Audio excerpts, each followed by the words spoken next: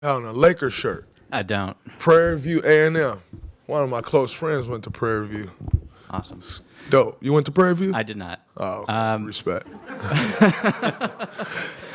Michael Pina from Sports Illustrated. Draymond, the percentage of shots at the rim in this postseason is at a 20-year low and declining over the past 5 postseasons. I was wondering if you could just speak to how difficult it is to get to the rim, finish at the rim, and then defensively, the maybe increased priority of protecting the paint. Well, I think there's an increased priority in protecting the paint because three-point shooting is so good, and so it goes back to the Steph Curry effect. If you can constantly get into someone's paint, then it opens up. The world opens up. The three-point shots open up, and that's what everyone wants to take away in today's day and age. And then, I think the game's just much more athletic than it was before. Guys are more athletic, and it's just way tougher. Like Jason Tatum, 6'10", 6'11", wherever he is. He's a 2'3". Like Kevin Durant's 7 feet. He's really a 2'3". Like, yes, in the way the game has changed, you take Kevin Durant's a 3'4". Kevin Durant started his career as a 2.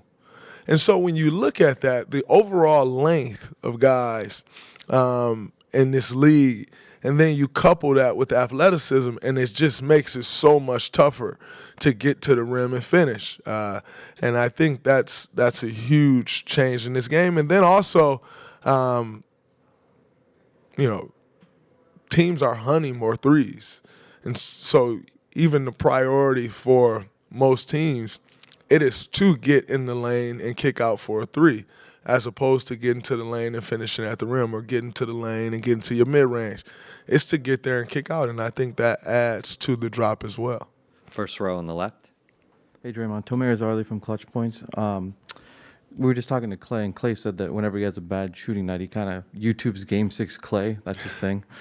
I was curious, have you been around him when he does that at all? And do you have like a Game 7 Draymond that you YouTube whenever you have a bad game or something like that? I see your name, and I saw last night where you pointed out, or maybe 2 days ago, where you pointed out that there was a question I was asked about Kevin Durant, and that's why I mentioned him.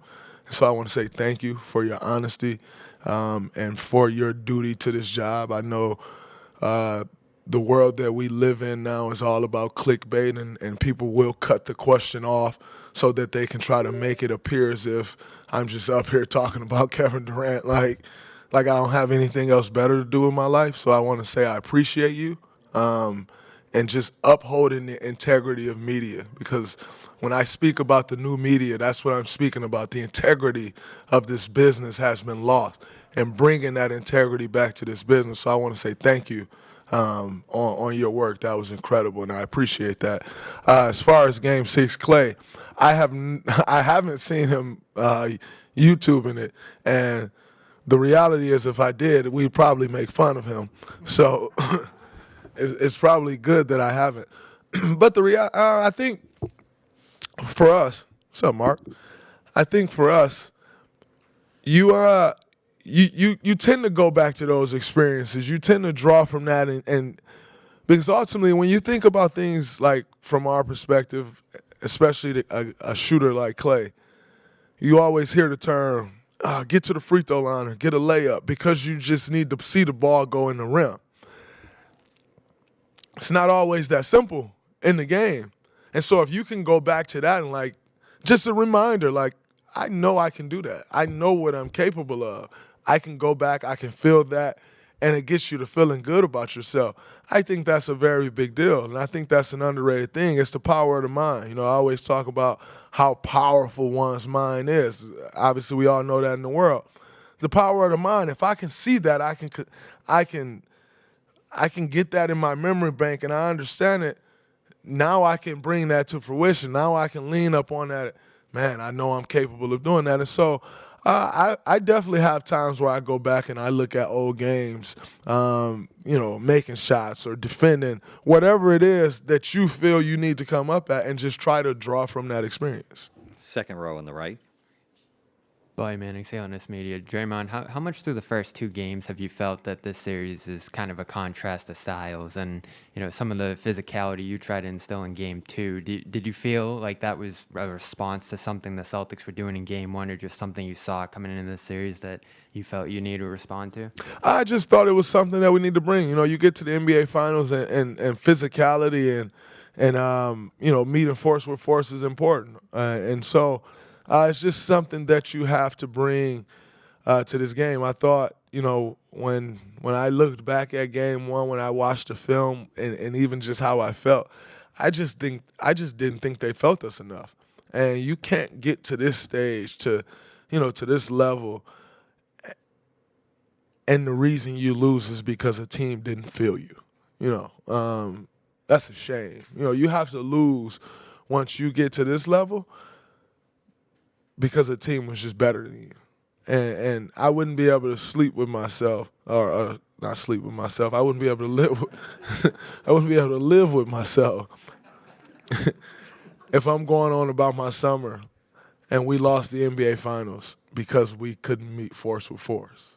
And so I think that was just kind of it for me, and understanding that, like I said, that is my department. That's where I'm supposed to lead, and I can't let my guys down. Third row on the left, Gary Washburn. Watching Boston Globe. Durant, is there an art to trash talk? One. Secondly, when a young guy comes and plays against you, and it's obvious he either models his game after you, or he might even say, "Man, I watched you growing up," and you talk trash to him. Is that fresh meat for you, and is there times you just say, "I probably shouldn't have said that"? There is an art to trash talking. If you grew up in Saginaw, Michigan, it's naturally given to you. And so, for me personally, growing up the way I did, you can't survive if you can't talk on the court. You can go out there quiet if you want to. You can play as good as you want. If you're quiet, they're going to think you're soft. They're going to keep trying to bully you. And so that's just kind of the way I learned. For a young guy I think there's a balance, right? Like, I'm assuming you're talking Grant Williams. Of course you are. I think when you see a guy say, "Man, I grew up watching him," you appreciate it, because that's why you work. You work to create a path for the next young guy. Like, my goal when I came in here was to create a path for Grant Williams. And so to hear him say that, it's an honor. And so I don't take that for granted one bit. When a guy comes and when you say that and then you start talking junk to me, then yes, I'm going to say something about that, of course. But I didn't say anything about that Game 1 because he wasn't talking to me. I'm not going to go watch his press conference where he gives me props, where he appreciates my game, and then go throw it in his face. That's whack to me. I'm not doing that. That's just not how I roll. LeBron James, when I was wearing LeBron James sneakers in my first 1, 2, 3 years and playing against him, he didn't throw in my face like, "Dude, you got on my sneakers." This is just not something you do. Once he start going at me and it got chippy and, he's yap, yap, yap. And all right, bro, you can't say that and then come and say this. That just doesn't add up to me. So then you just go wherever you got to go. And for me, that's where I'm going. Do I feel like, nah, man, I shouldn't have said that. That was too, nah. It's the heat of the battle. You're out there on the court. You get to feeling sorry for him or yourself if you want to. It's going to turn on you. So, no, you just keep it moving. Third row in the middle. I'm also someone who, things happen on the basketball court. Things are said on the basketball court. It's the basketball court. I then leave the basketball court. I go home to my life, my normal life. But, I am not one that's like, "Oh, man, such and such did this on the court, and now I need to feel a way out." It's the basketball court. Last question in the middle. Joseph Pavone, CLNS Media. Draymond, along those lines, who's a player that you saw growing up that may have taken that out of you in terms of like giving you that tenacity, that aggressiveness? Two guys that were talking after game 2 was Gary Payton and Cedric Maxwell, and they talked about that they got a glimpse of that old school trash talk and physicality basketball that they both lived. And I'm wondering, obviously that's been part of your game for a long time now, but is there someone in particular that inspired that, or where did that originally come from, I guess? No, I think it just comes from growing up in Saginaw, playing at Vest Park, playing at the Silvertown Recreation Center. Obviously, and growing up, I watched guys like Gary Payton, Rasheed Wallace. I watched all those guys and how they went about their business. Dennis Rodman, you've seen those guys over the years, and I have a huge appreciation for Uncle Oak. How he enforced things. Like, that's a part of the game. Like, that is a skill. And so I have a huge appreciation for those guys. I saw what Cedric Maxwell said. And, one thing that baffles me about the 80s or the 90s or whatever you want to call when basketball was so much more physical is some of the guys that be talking weren't the guys that was punching people. Like they act like guys was just walking around the court like I'm hitting this guy in the nose. There were a few guys back then that would lay you out, that would knock you out, that would foul you and get thrown out the game. Bill Laimbeer, Rick Mahorn, but everybody running around acting like they were that. Y'all were getting bullied, and so it baffles me when every guy, just because they played in the 80s, just because they played in the 90s. It's like, man, if you played in our day, you get knocked out. Like, nah, not really, because it wouldn't be you. So, okay, you saying Rick Mahorn would have knocked me out. Rick Mahorn probably knocks you out. Like, Bill Laimbeer probably lays you out.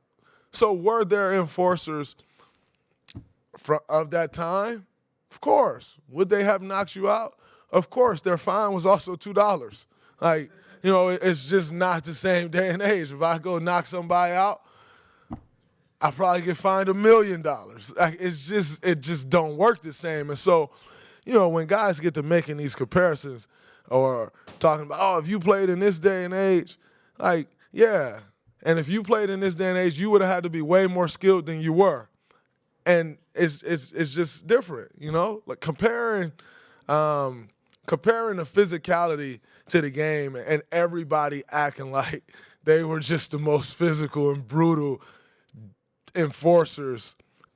It's like everybody acting like they shoot the ball like Steph Curry today. It's like, then it was physical. Now it's shooting. Everybody can't shoot the ball. Imagine me in 20 years like, man, if you played in my day, you had to shoot. Guys did shoot better and more. But that don't mean you shot that well. And so it just baffles me when guys get out here talking and they ain't got, we got YouTube and you can pull up them highlights and they ain't got no YouTube fights. Like, you see them on the court getting bullied, but they talking about you and got punched in the face. These people be killing me. Y'all enjoy y'all day. Thanks a lot, Draymond. All right, we'll start with Maddie again here on